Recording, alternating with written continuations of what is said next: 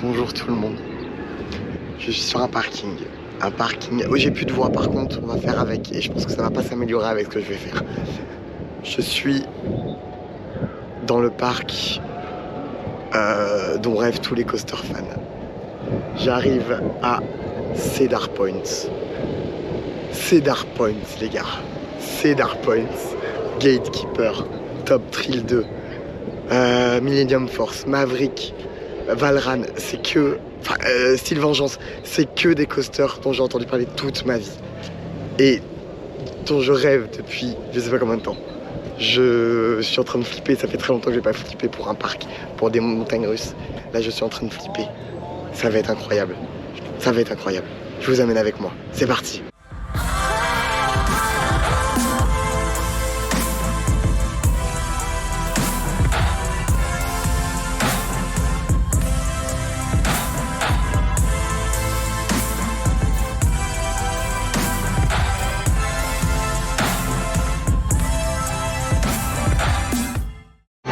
Pour ceux qui ne connaîtraient pas Cedar Point, nous sommes dans l'Ohio, proche de Cleveland, c'est-à-dire paumé en plein milieu de nulle part. J'en profite d'être dans le coin, j'ai quand même fait 4 heures de route pour venir, et c'est dans le coin aux États-Unis pour venir faire ce parc-là parce que sinon j'aurais jamais l'occasion de le faire. Donc c'est pour ça que je suis là. Je viens de dépenser 160 $ pour un putain de Fast Pass Plus. Parce que je suis là qu'une journée, que je veux pas attendre et que je veux refaire les choses.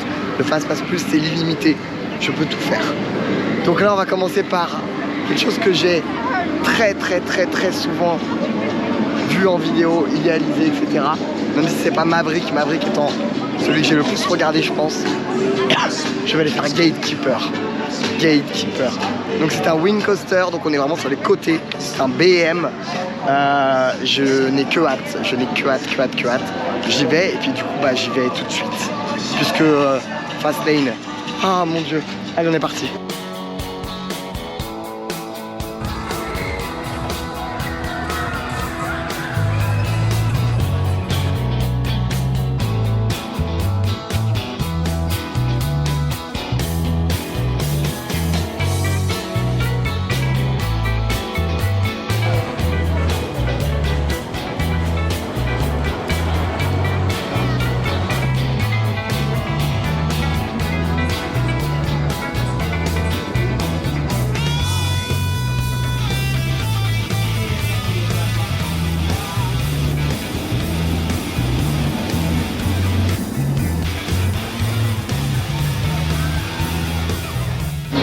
C'était vraiment trop cool, c'était vraiment trop cool. Bon, la chanson J'avais peur, c'est vraiment la gestion du parc. Effectivement c'est de la merde, même en Express Pass j'ai attendu 20 minutes, j'imagine même pas les gens qui n'ont pas l'Express Pass. Voilà, je préfère, j'ai bien fait de rentabiliser, même si j'ai payé blinde, j'ai bien fait. La sensation du wing coaster est vraiment folle, par contre extrêmement drôle. J'ai commencé à vouloir crier, genre ah non. Ça ne passe pas. On n'est pas sur un parc à thème, hein. On est vraiment sur un parc pour des coasters. On est sur une fête foraine, clairement. C'est littéralement une fête foraine. C'est pas beau, rien de beau, mais des coasters exceptionnels. Je pense que je vais aller enquiller Valran, donc, qui est un dive coaster, qui était un des plus hauts du monde, je crois. Maintenant, il a été détrôné, mais je crois que c'est... Ou alors, c'est peut-être toujours le plus haut du monde. Donc là, on est sur tous les records du monde. De toute façon, ici, à un moment donné, ça a été un record du monde. Donc, c'est vraiment que des coasters qui sont fabuleux. Allez, on va aller sur Valran, qui a l'air... vraiment haut. J'ai déjà fait un dive machine au Texas, mais celui-là a l'air vraiment haut. Par contre, je fais genre, je connais le parc, je sais pas du tout où je vais là. Hein. Je marche, je erre, je vais vers le coaster, mais à mon avis, je vais devoir faire un détour à un moment donné.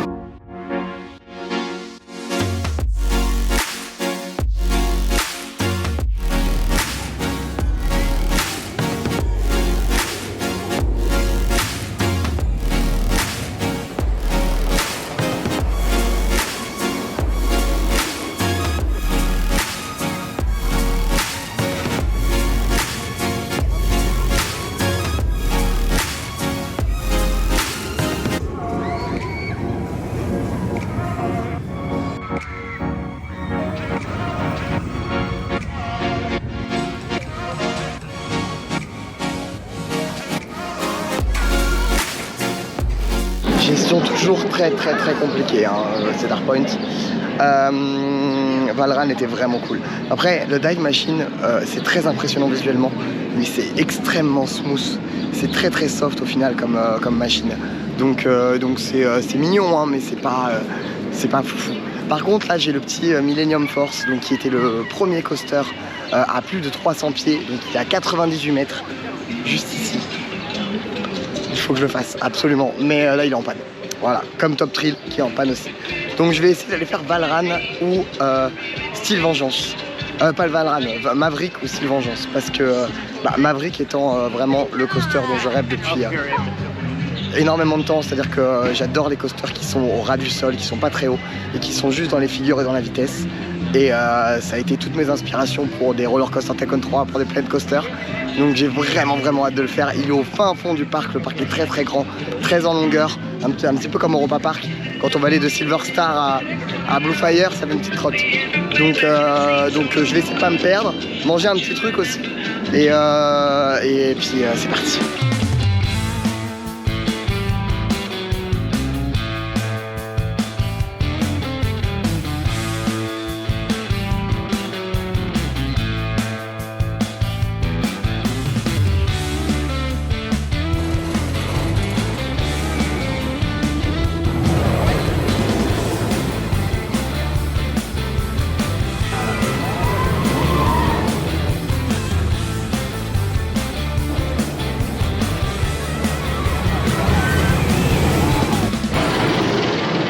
Steel Vengeance, c'est un monstre. C'est un monstre. C'est un monstre sans nom. Oh, waouh, je pense que ça devient mon meilleur ride ever. Vraiment. C'est une tuerie sans nom. Vraiment, c'est une tuerie. Putain, j'ai pas attendu très longtemps en plus. Une tuerie. J'ai pas les mots. Il est long, il est si long. Puis le côté du coup mixé entre le bois et le style, c'est juste incroyable. Les inversions sont folles, tout est fou, c'est vraiment fou. Steel Vengeance, top 1 là, top 1, au-dessus de Stardust, au-dessus, top 1.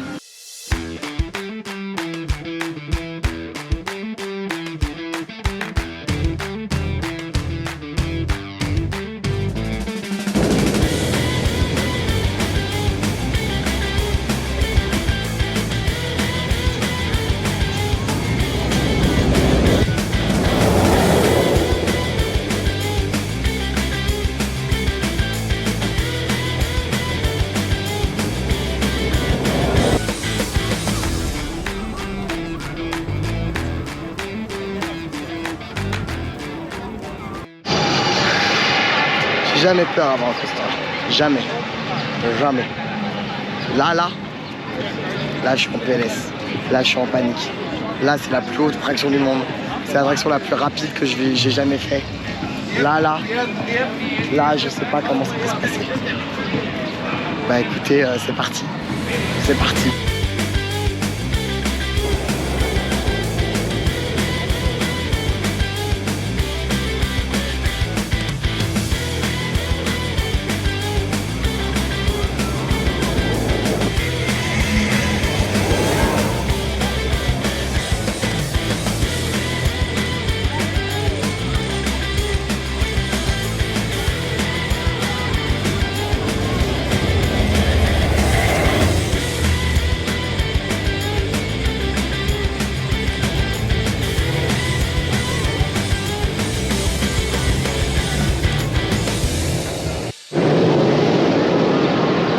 Ok, je me sens doublement chanceux.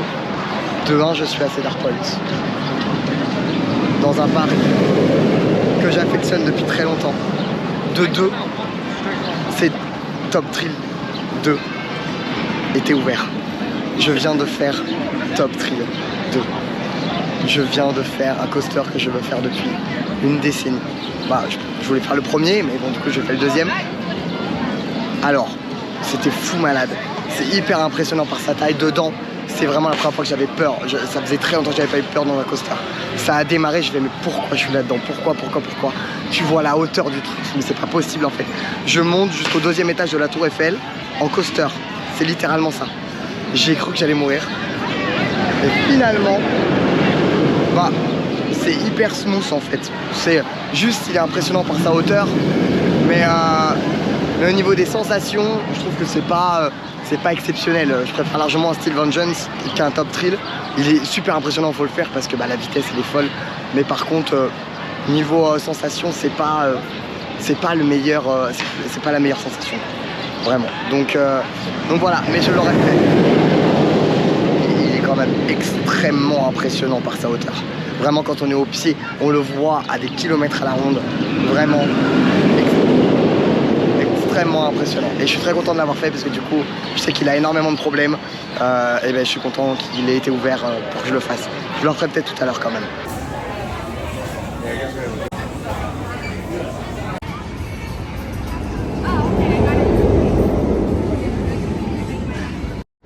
Ne venez plus jamais me dire que Walt Disney World est cher.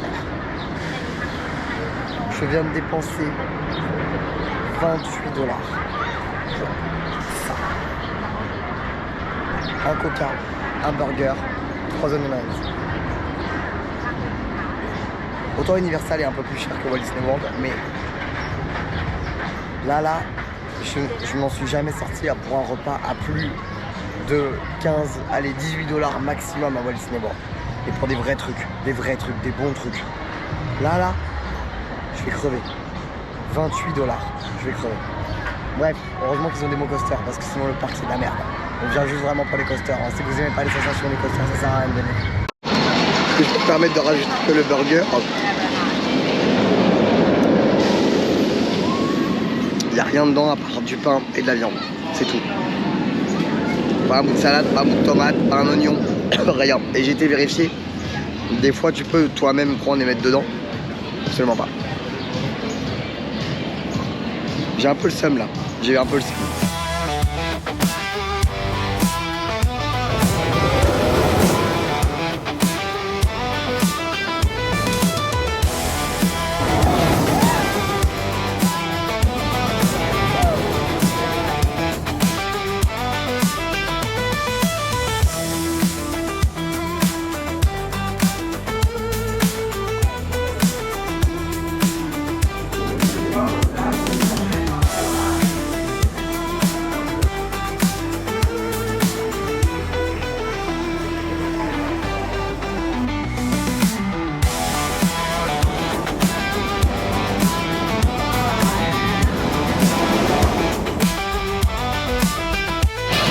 Waouh. Alors j'ai fait Rougarou, très sympa, c'est un floorless mais pas trop d'intérêt. J'ai définitivement perdu ma voix. Millennium Force. Je m'attendais pas du tout à ça, je m'attendais plutôt à un Silver Star genre. Je m'attendais pas du tout à ça. La vitesse du début à la fin, j'ai l'impression qu'on est à 150 du début à la fin.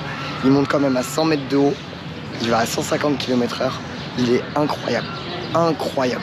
Vraiment, il est fou. Il y a 25 ans, le truc, il tient encore la route de fou.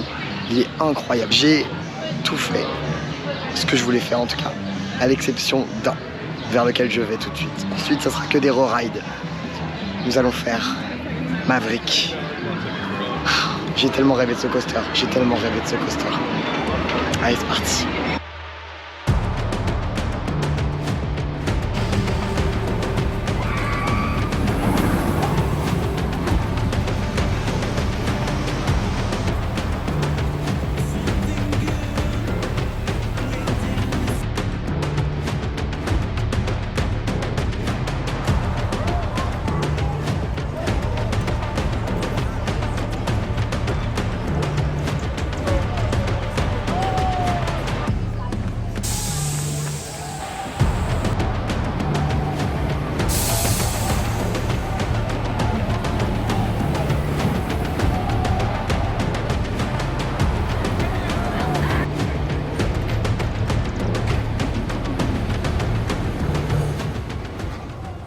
Incroyable.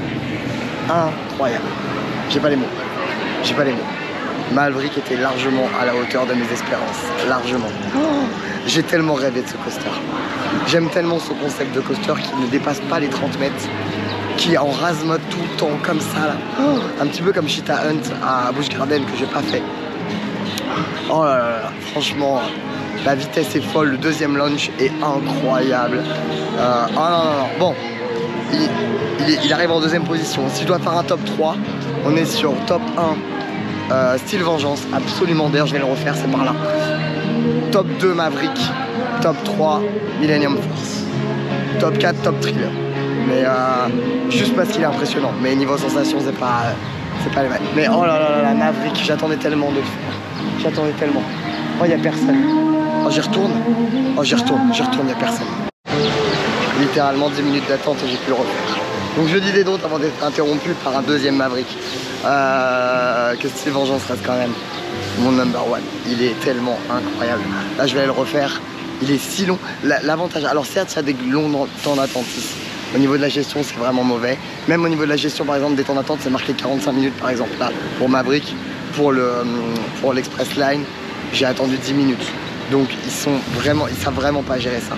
Ils sont pas bons là-dedans. Par contre, l'avantage, c'est que les rides sont quand même relativement longs. Que ce soit Maverick, Steel Vengeance, Millennium Force, on est quand même entre 2 minutes et 2 minutes 30 de ride. C'est très long pour des coasters. Donc vraiment, même si on attend très longtemps, it worth the price. J'ai bien fait de faire Top Thrill tout à l'heure parce qu'il est en panne depuis bien 3 heures maintenant. Et il ne fait que de faire des rollbacks en test. Donc je pense que ça sent mauvais pour la fin de journée. C'est compliqué de faire un vlog à Cedar Point parce qu'il n'y a rien à montrer dans le parc et je peux pas filmer les rides. Donc je peux vous donner que les impressions sur ce qui est en train de se passer dans le parc. Enfin en tout cas ce qui est en train de se passer sur les coasters et sur cette fête foraine. Je vais retourner vers l'avant du parc du coup et aller faire Raptor qui est un BM inverted, donc comme Osiris, mais qui a l'air assez intense. Donc on va voir. Et ensuite je pense que je ferai Gatekeeper et puis je vais m'en aller. Voilà, il est 18h35. J'ai vraiment bien fait de prendre ça. Alors certes ça coûte une blinde, mais quand tu es là vraiment qu'une seule journée et qu'en plus tu sais que c'est... Ah, je me vais pousser pour les moustiques par contre. Et en plus quand tu sais que c'est à l'autre bout de la terre et que c'est vraiment paumé en plein milieu de nulle part, bah je vais pas revenir quoi, je vais jamais revenir ici. Donc j'ai vraiment pu tout faire sans trop d'attente. Quand même attendu des fois 45 minutes, 1 heure, même avec ça. Donc imaginez 100. Donc ouais, non, je suis très content d'avoir pris. C'est un gros budget. Je vous ferai un topo budget quand je partirai parce que vraiment ce parc m'a coûté très cher. Mais bref, allez, je vais faire ces 2 derniers petits rides et ensuite je m'en vais. Yeah.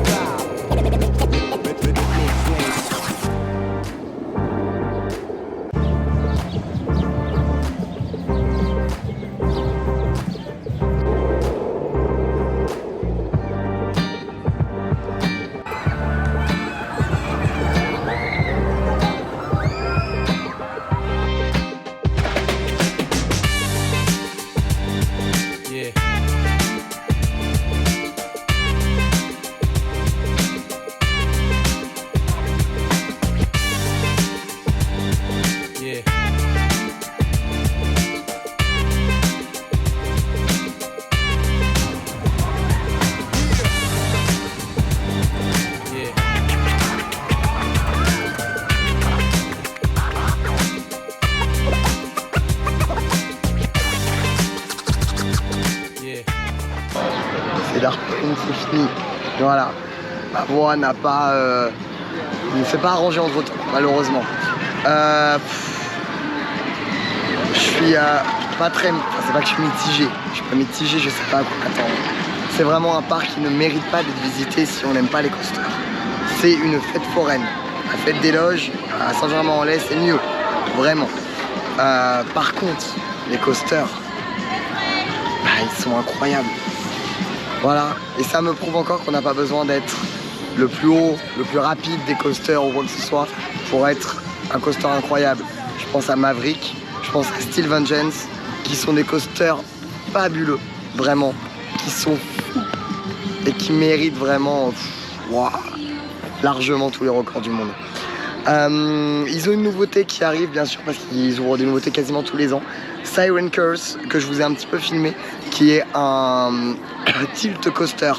Donc vraiment le coaster qui fait comme ça, et ensuite qui fait ça. Il ouvre dans 8 jours. Voilà. Je suis toujours à ça, moi, toujours. Mais bon, c'est pas grave, j'en ai déjà fait 10 quand même des coasters grâce à cette petite chose. Parlons prix. Alors je vais parler prix vraiment du parc parce que moi le voyage il est trop long, trop grand pour que je puisse vous donner des prix sur tout le truc. Par contre, niveau prix, j'ai payé 60 $ l'entrée, j'ai payé 160 $ le pass Fast Pass Plus, 28 $ la bouffe, 37 $ le parking. Voilà. Pour vous donner une idée quand même du prix, c'est pas donné. C'est vraiment pas donné pour un parc qui certes a de très très bons coasters, mais à l'intérieur t'as rien, t'as vraiment rien d'autre. À part les coasters, tu n'as rien. Et en plus la gestion est très mauvaise, c'est-à-dire que les fast pass, quand tu prends des fast pass à Disney ou quand tu prends des fast pass à Universal, tu passes en 5 minutes, un maximum, excepté à Grid, elle est peut-être. Mais ici, moi j'ai attendu quand même, à Millennium Force, j'ai quand même attendu 45 minutes. 45 minutes en ayant payé 160 $. Je trouve que c'est quand même un petit peu abusé. Bref, donc du coup vous avez mon avis sur Cedar Point. Si vous êtes fan de coaster, dans tous les cas je vous conseille de venir, hein, ça il n'y a même pas débat en fait. C'est le meilleur parc pour les coasters avec Six Flags Magic Mountain qui est à Los Angeles, que j'avais fait il y a 3 ans maintenant. Je vloguais pas encore. Je vous dis au revoir avec Gatekeeper, il porte bien son nom, c'est lui qui garde les portes du parc. C'est un des ajouts que j'avais le plus suivi sur un parc parce que c'est un wing coaster, parce qu'il était beau et parce que je trouvais que l'idée du Gatekeeper était hyper intéressante pour un parc qui revendique ses montagnes russes à fond. Bref, je m'en vais, j'ai 2 heures de route jusqu'à mon hôtel. Demain, je prends mon vol pour aller à Montréal. On va aller bosser un peu quand même, hein, il va falloir. Hein. Allez, je vous dis à très bientôt. Et je vais plus parler pendant 24 heures au moins là pour récupérer une espèce de voix parce que c'est pas possible. Bye.